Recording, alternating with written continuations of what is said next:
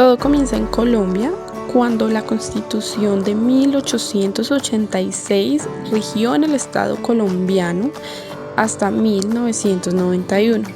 Tuvo su origen en el Consejo Nacional de Delegatarios convocado mediante decreto por Rafael Núñez, quien el 9 de septiembre de 1885 afirmó frente al balcón con un gran grito: la Constitución de 1863 ha dejado de existir.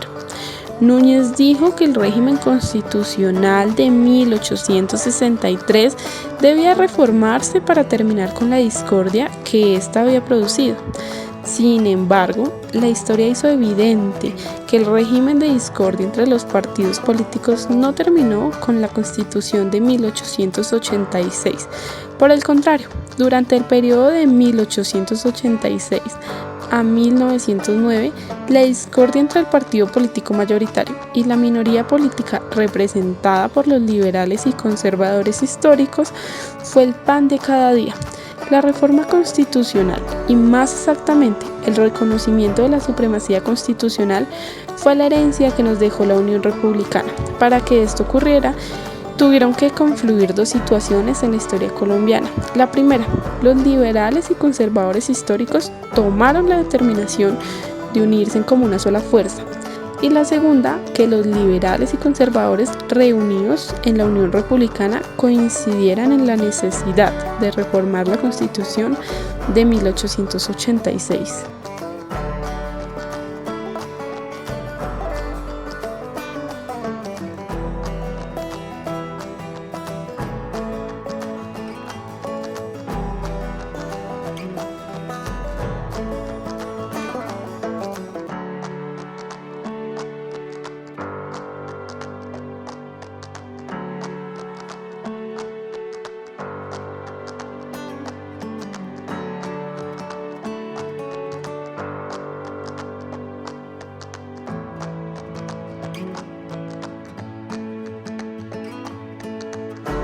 Fue promovida por Rafael Núñez, también conocido como el Hombre de Cabrero.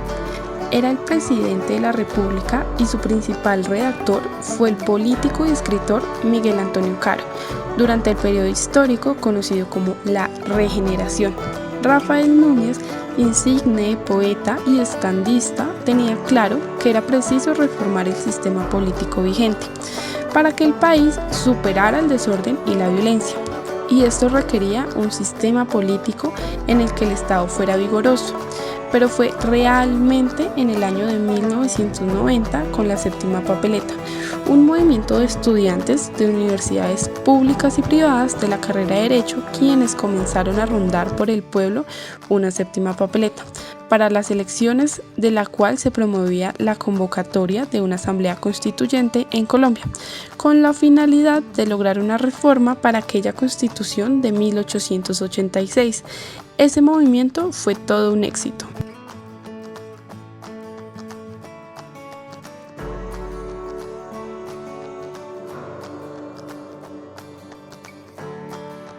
La Constitución de 1886 trajo consigo ciertas consecuencias debido a su estructura. Entre ellas, la regulación del matrimonio pasó de la esfera civil a la Iglesia Católica, lo que implicó la desaparición del divorcio. Por otro lado, se veía en el pueblo la censura por parte de la Iglesia a profesores y empleados públicos, partidarios del secularismo, y a su vez la censura a literatura y arte de corte liberal en los colegios del país. También se dio el establecimiento del estado de sitio para afrontar conflictos internos o bien una guerra externa. Con el país exilio a Ecuador y Venezuela de políticos, profesionales y empleados públicos liberales, y sirvió de estímulo para que se desatara la Guerra Civil Colombiana de 1895 y la Guerra de los 1000 días.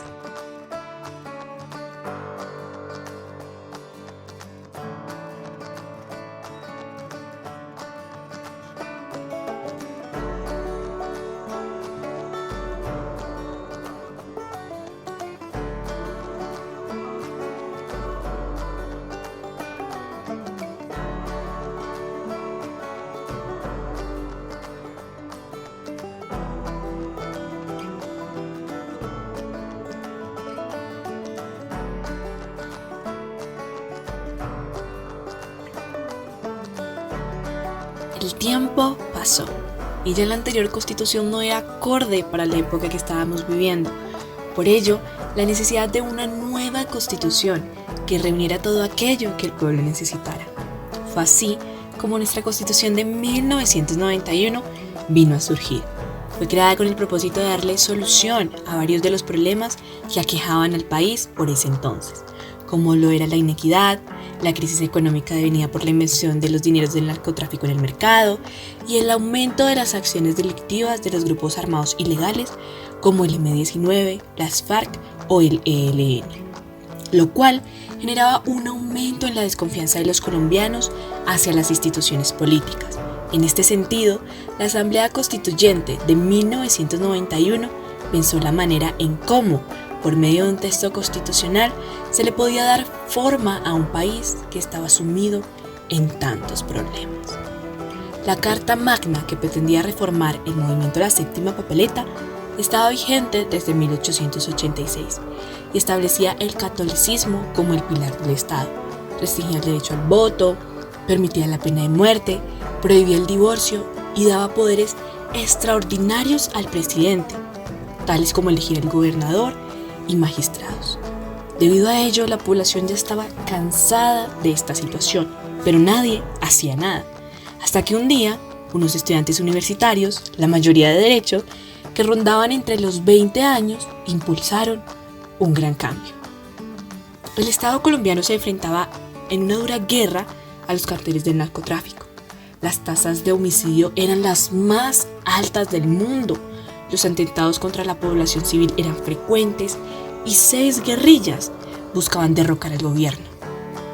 Además, en agosto de 1989, el candidato favorito para la presidencia, sí, les estoy hablando de Luis Carlos Galán, fue asesinado.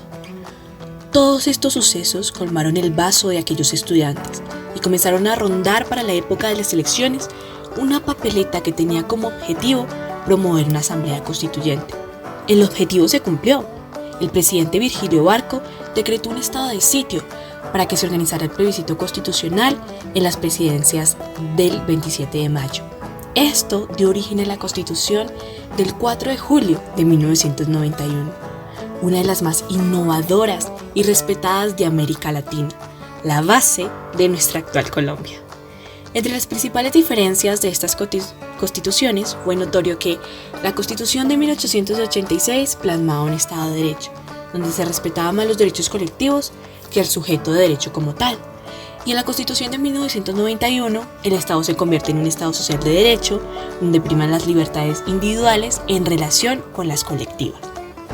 En la Constitución de 1991 aparecen los derechos fundamentales, que pueden ser protegidos por la acción de tutela, lo cual no existía en la Constitución de 1886. En la Constitución de 1991 aparece como figura importante la Corte Constitucional, y en la de 1886 no había Corte Constitucional. En la Constitución de 1991, en los artículos 91 y 93, se ratifica el bloque de constitucionalidad, que son unas normas internacionales que tienen igual importancia y aplicación que la Constitución. En la Constitución de 1886 no existía el bloque de constitucionalidad. En la Constitución de 1991 se permite la libertad de cultos, mientras que en la de 1886, por ser una constitución de corte conservador, se encomienda al país al Sagrado Corazón de Jesús como su patrono, y por ende solo se podía rendir culto a la Iglesia Católica.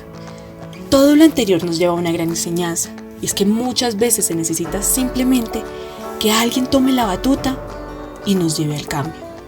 La historia ya ha hablado, solo nos hace falta escuchar.